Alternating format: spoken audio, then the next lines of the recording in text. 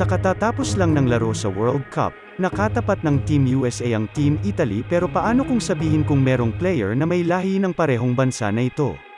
Huwag kalimutang i-like ang video at i-follow ang account for more basketball contents. Naging usap-usapan ang pagkakaroon ng issue ng buong Italy sa isang player ng Team USA. Ito si Paolo Banchero, ang pinakabatang star ng United States ngayon sa World Cup.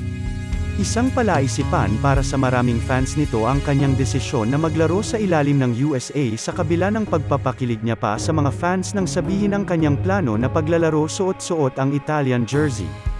Naging committed na nga si Banchero verbally dahil sa mga sagot niya sa interviews, pero biglang nagbago ang kanyang isip at lumipat sa Team USA. Hindi nga naging masaya ang president ng Italian Basketball Federation at sinabing betrayal daw ang ginawa nito.